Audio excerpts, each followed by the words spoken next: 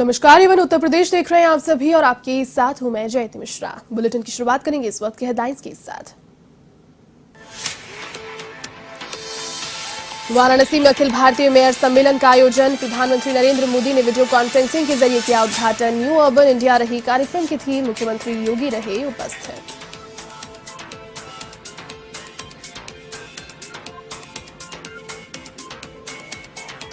Mission UP पर अमित शाह, लखनऊ में आज भाजपा की सरकार बनाओ अधिकार पाओ रैली का आयोजन, केंद्रीय गृह मंत्री अमित शाह करेंगे संबोधित।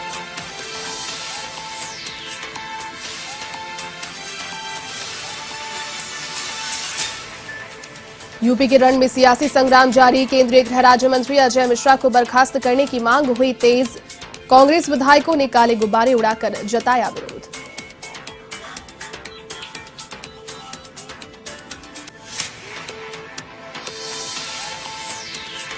रायबरेली पहुंची समाजवादी पार्टी की विजय यात्रा, बछरावा में हुआ जनसभा का आयोजन, सपा अध्यक्ष अखिलेश यादव ने किया संबोधित।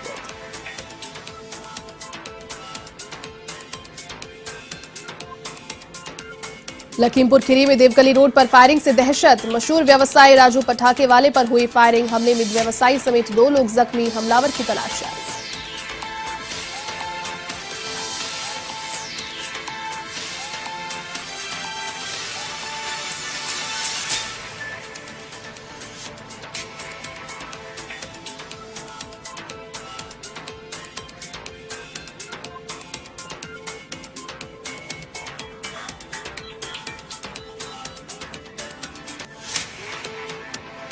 चलिए अब खबरें विस्तार से। तो उत्तर प्रदेश विधानसभा का शीतकालीन सत्र शुरू हो गया है। फिलहाल सदन की कार्यवाही जारी है, सीधा लिए चलेंगे आपको कार्यवाही की ओर। महंगाई को करने ये अरे सुन लीजिए बहुत पेट्रोल डीजल की बात करी, किसी को ये उम्मीद नहीं थी कि हम 12 रुपए लीटर डीजल और 12 रुपए पेट्रोल कम करें, किसी को उम्मीद मांग भी नहीं थी। मांग थी 5 रुपए 7 रुपए की, मांग थी 5 रुपए 7 रुपए की। आप बोलने तो दे, आप पहले जवाब तो सुनिए। जयपुर में किसकी सरकार है? राजस्थान में सरकार है कांग्रेस की सरकार, हमारी। हमने हर परिस्थिति से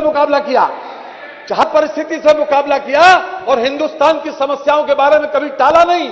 उन समस्याओं को झेल के उनका निराकरण करवाया।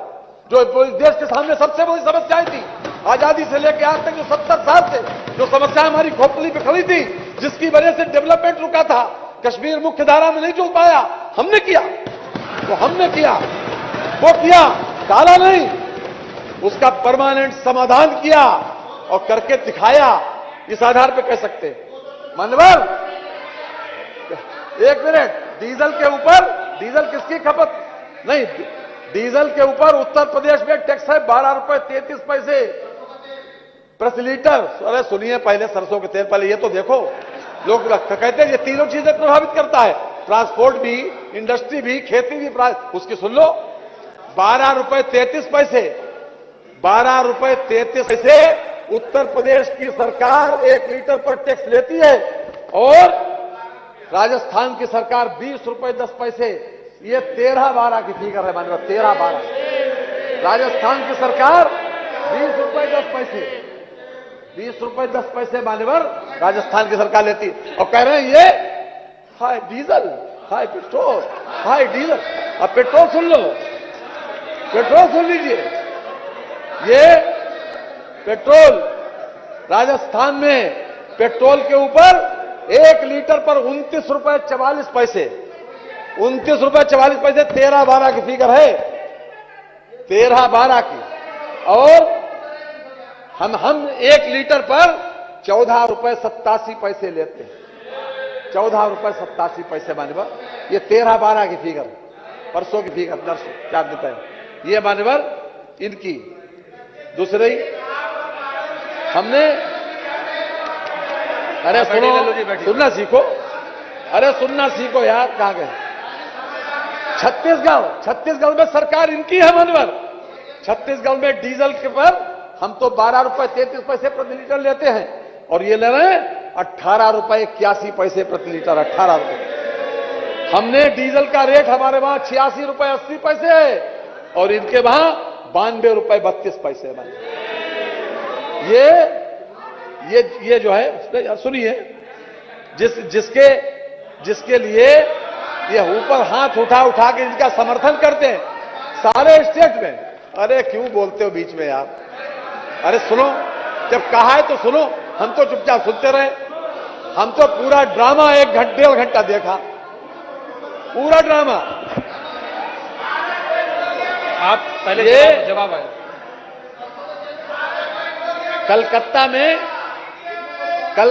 कलकत्ता का समर्थन करने गए थे ये वहां कलकत्ता में, उनके हाथ उठा के वहां खूब वाहवाही लूटी, खूब हाथ उठा।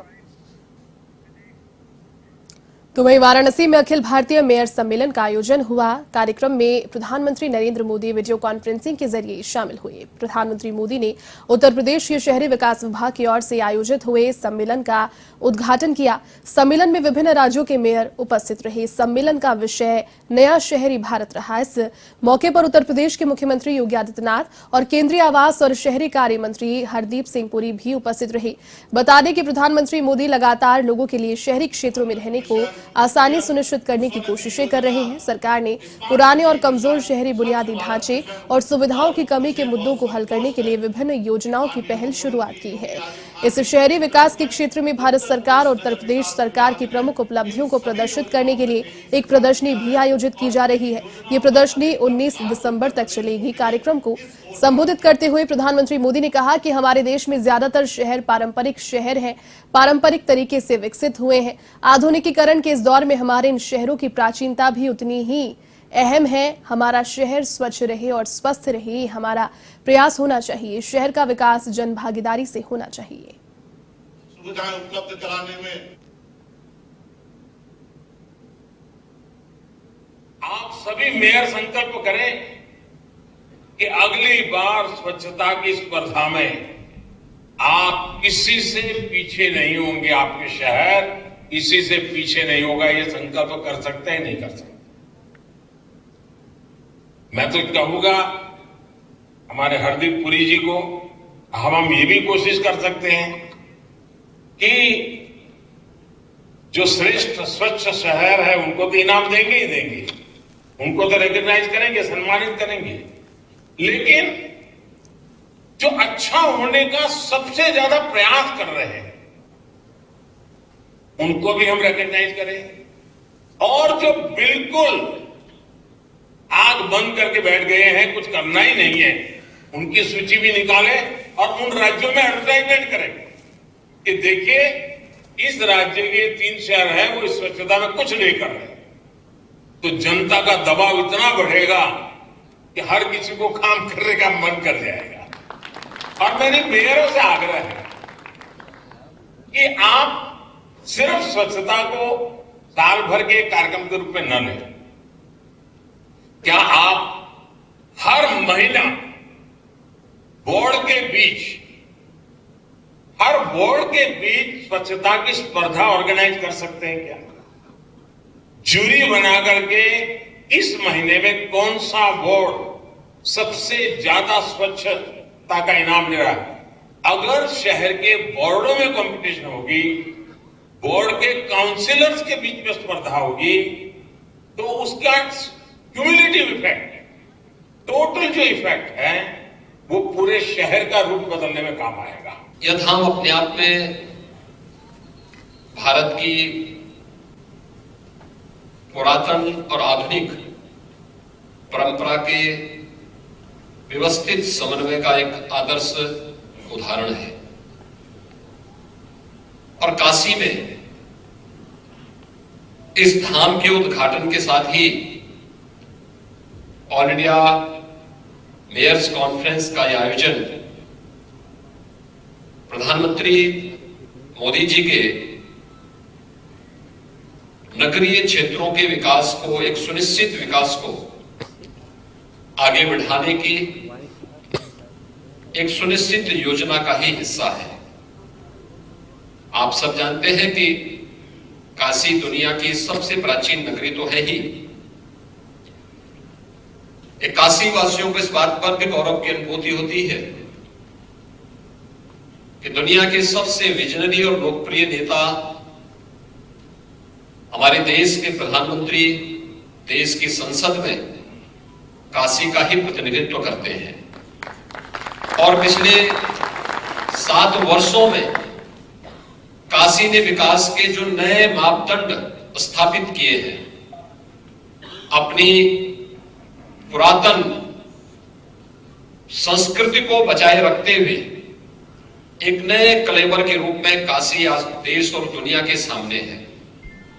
आज से 7 वर्ष पहले जो लोग काशी आए होंगे, आज वे काशी को नहीं पहचान पाते। उत्तर प्रदेश विधानसभा चुनाव को लेकर सियासी सरगर्मी के बीच प्रधानमंत्री नरेंद्र मोदी ताबड़तोड़ रैलियां करते जा रहे हैं। काशी विश्वनाथ धाम के लोकार्पण के बाद प्रधानमंत्री मोदी अगले 10 दिनों में प्रदेश में 4 दौरे करेंगे। इसकी शुरुआत कल शाहजहांपुर से होगी। पीएम नरेंद्र मोदी के यूपी में कार्यक्रम को देखते हुए बीजेपी ने तैयारियां तेज कर दी है। इसके चलते प्रधानमंत्री मोदी कल शाहजहांपुर आने वाले हैं। इस दौरान पीएम मोदी शाहजहांपुर में गंगा एक्सप्रेस की आधारशिला रखेंगे। ये योगी सरकार का ड्रीम प्रोजेक्ट है। मेरठ के बिजौली से शुरू होने वाला गंगा एक्सप्रेसवे हापुड़, बुलंदशहर, अमरोहा, संभल, बदायूं, शाहजहांपुर, हरदोई, उन्नाव, रायबरेली, प्रतापगढ़ से होते हुए प्रयागराज जिले के जुदापुर में समाप्त होगा। इस पर फाइटर जेट्स भी लैंड कर सकेंगे।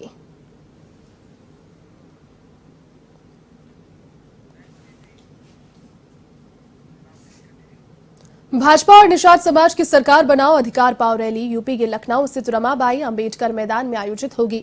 रैली को केंद्रीय गृह मंत्री अमित शाह, मुख्यमंत्री योगी आदित्यनाथ, भाजपा प्रदेश अध्यक्ष स्वतंत्र देव सिंह और निषाद पार्टी के अध्यक्ष संजय निषाद संबोधित करेंगे। रैली में शाह निषाद समाज की मांगों से जुड़ी घोषणाएं कर सकते हैं। विधानसभा चुनाव के लिए निषाद पार्टी और भाजपा का गठबंधन हुआ है। ऐसा माना जा रहा है कि प्रदेश के कुल मतदाताओं में 4% मतदाता निषाद समाज के हैं। कुछ सीटों पर निषाद समाज निर्णायक भूमिका अदा करता है। ऐसे में समाजवादी पार्टी के सुभासपा सहित अन्य छोटे दलों से गठबंधन के बाद भाजपा ने निषाद समाज के वोट बैंक को साधने की रणनीति तैयार की है। तो वहीं रैली को उप मुख्यमंत्री केशव प्रसाद मौर्य, डॉक्टर दिनेश शर्मा और सांसद प्रवीण निषाद भी संबोधित करेंगे।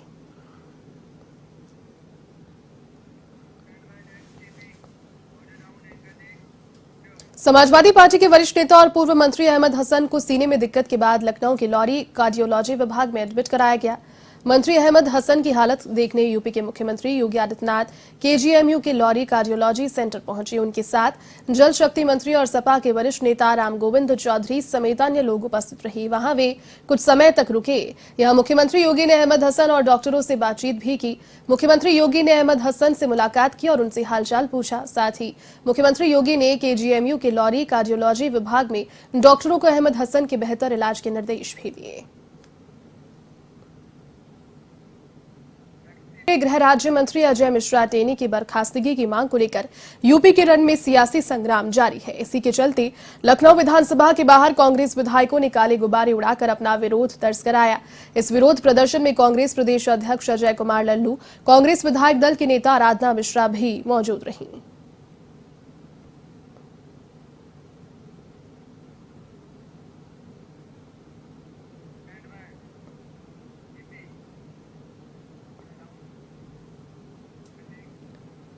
यूपी में विधानसभा चुनाव की हलचल तेज हो गई है। इसी को लेकर समाजवादी पार्टी की विजय यात्रा रायबरेली के बछरावा पहुंची, जहां सपा अध्यक्ष अखिलेश यादव ने जनसभा को संबोधित किया। इस दौरान अखिलेश यादव ने योगी सरकार पर निशाना साधा। साथ ही विधानसभा चुनाव में अपनी सरकार बनने पर किए जाने वाले कार्यों की जानकारी दी।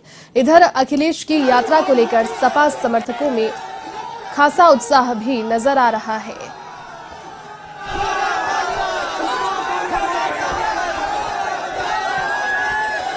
तो बछरावा में जनसभा की तस्वीरें सीधी आपको अभी दिखा रहे हैं। सपा अध्यक्ष अखिलेश यादव ने इस जनसभा को संबोधित किया और एक बड़ा हुजूम उनके साथ में देखने को मिल रहा है। बछरावा में जनसभा। इस रथ पर खड़े हुए सभी समाजवादी पार्टी के प्रत्याशी, जिसमें उमा शंकर जी, दूसरे हमारे साथी राहुल, चंद्रराज पटेल जी, पूर्व में रहे विधायक पूर्व में रहे विधायक सुरेंद्र विक्रम सिंह जी, आशीष पटेल जी, वीरेंद्र यादव जी और उस मंच पर उपस्थित सभी हमारे समाजवादी पार्टी के नेता, विधानसभा अध्यक्ष कृपा शंकर और यहां पर रथ के कार्यक्रम में उपस्थित बड़ी संख्या में आदरणीय बुजुर्ग, हमारी माताएं, बहनें, नौजवान साथी पत्रकार बंधुओं, मैं सबसे पहले यहां पर उपस्थित सभी किसान भाइयों का, उपस्थित सभी माताओं बहनों का, नौजवान साथियों का बहुत बहुत धन्यवाद और आभार प्रकट करना चाहता हूं। मैं सुबह से जब से चला हूं, लगातार जनता का आशीर्वाद मुझे मिला है और लगातार समाजवादी पार्टी के पक्ष में उत्साह और जोश दिखाई दे रहा है।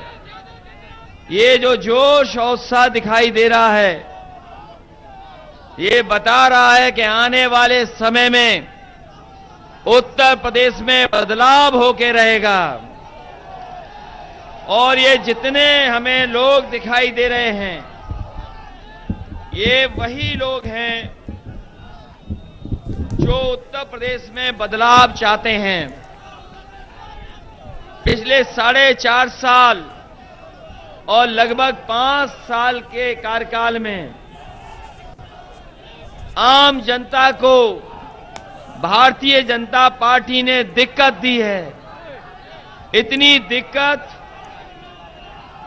इतनी परेशानी किसी सरकार में जनता को नहीं हुई होगी जितनी भारतीय जनता पार्टी की सरकार में दिक्कत, किल्लत और जिल्लत का सामना करना पड़ा है। आज जनता निराश हुई है। आज इतनी दिक्कतें जनता के सामने हैं जिसकी कल्पना नहीं की जा सकती। हमारे किसान भाई हैं, हमारे किसान भाई जानते होंगे कि जब वो खाद लेने गए होंगे तो बताओ खाद किसको मिल गई? क्या खाद मिली आपको कि नहीं मिली? आपको खाद के लिए लाइन में लगना पड़ा। न यूरिया न डीएपी, किसी का इंतजाम सरकार नहीं कर पाई। हमारे किसानों को जब खाद की जरूरत थी, डीएपी की जब जरूरत है, यूरिया की जरूरत है, तो ये सरकार किसी चीज का इंतजाम नहीं कर पाई। और अगर किसी किसान को खाद मिल भी गई तो घर आकर के देखा होगा तो बताओ खाद की बोरी से 5 किलो की चोरी हो गई कि नहीं हो गई? बताओ 5 किलो की चोरी है कि नहीं है? और खेत में जब आपने धान पैदा किया, धान की कीमत किसी किसान को नहीं मिली। बताओ किसी गरीब को धान की कीमत मिली हो तो बताओ। ऐसे ही सरकार का खरीद हो गई, जाने कौन खरीद के ले गया, जाने कहां चला गया धान, किसी को कीमत नहीं मिली। और यही भारतीय जनता पार्टी के लोग कहते थे कि हमारा गरीब हवाई चप्पल पहनने वाला हवाई जहाज पे चलेगा। बताओ चप्पल पहनने वाले कितने लोग हवाई जहाज पे चल रही होंगे? तो वहीं जौनपुर के सिकरारा थाना क्षेत्र में बालिका से छेड़छाड़ करने का विरोध करना भाई बहन को उस वक्त महंगा पड़ गया जब बदमाशों ने छेड़छाड़ का विरोध करने वाले भाई बहन से जमकर मारपीट कर डाली। इस दौरान मारपीट का वीडियो सोशल मीडिया पर वायरल भी हो गया। तो वहीं पीड़ित भाई बहन ने 6 बदमाशों के खिलाफ सिकरारा थाने में मामला दर्ज कराया है। वीडियो वायरल होने से हरकत में आई पुलिस ने एक आरोपी को गिरफ्तार कर लिया है।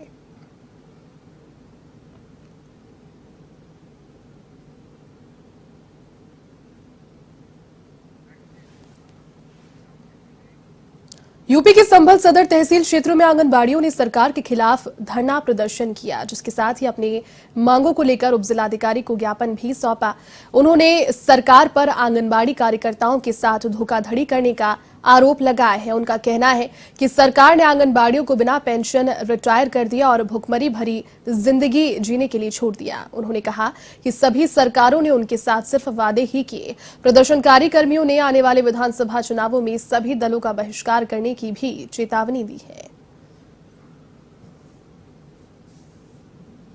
सबसे पहले तो हमारी मांग है कि जो सन 2018 7 जून को खुद मुख्यमंत्री जी की उपस्थिति में एक समझौता लागू हुआ था, जिसमें उन्होंने मानदेय बढ़ाने के लिए हमसे वादा किया था, वो आज तक लागू नहीं हुआ।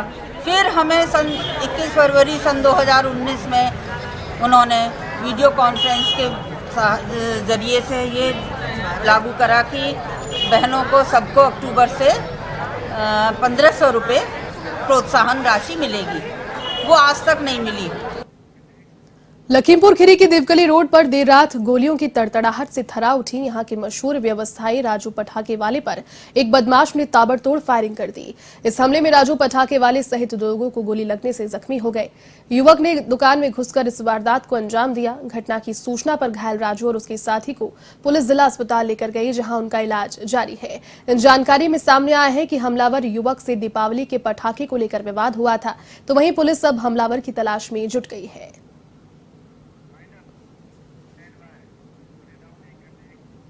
चलिए, इस बुलेटिन में फिलहाल के लिए बस इतना ही। देश और दुनिया की तमाम बड़ी खबरों को देखने के लिए आप देखते रहिए A1 TV। नमस्कार।